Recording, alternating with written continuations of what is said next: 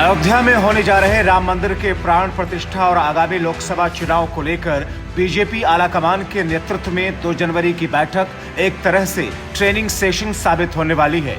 BJP के देश भर के सभी प्रदेशों के अध्यक्ष सहित 2 पदाधिकारियों के साथ मंथन में सभी को ऐसा मंत्र दिया जा रहा है जिससे 2024 के लोकसभा चुनाव में राम मंदिर उद्घाटन को अपनी ऐतिहासिक सफलता के तौर पर पेश कर जनता का पूर्ण विश्वास जीत सके।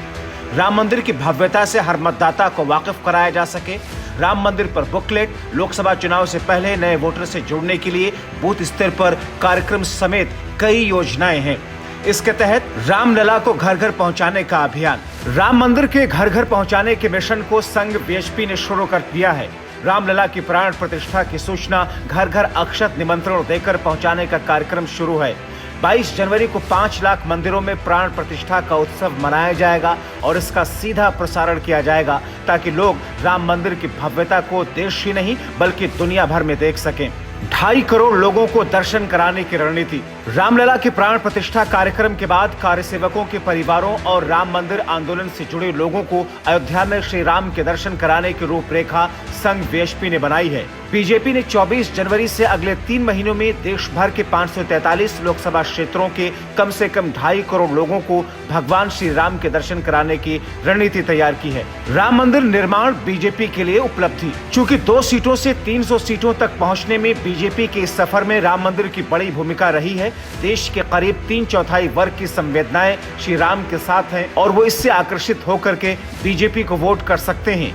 देश भर में बीजेपी राम मंदिर निर्माण पर लोगों को यह समझाने की कवायद कर रही है कि हमने जो कहा वो पूरा भी किया। राम मंदिर निर्माण राजनीति का विषय नहीं। बीजेपी ये भी बताने का प्रयास कर रही है कि हमारे लिए राजनीति नहीं बल्कि सिर्फ और सिर्फ आस्था का विषय है राम। 500 वर्षों की लंबी प्रतीक्षा के बाद प्रभु रामलला अपने भव्य मंदिर में विराजमान है। अगर इससे भी कोई राजनीतिक लाभ की बात करता है तो इस राजनीतिक लाभ लेने के लिए कांग्रेस और सपा स्वतंत्र थी, लेकिन उन्होंने राम को टाट में ही रहने दिया।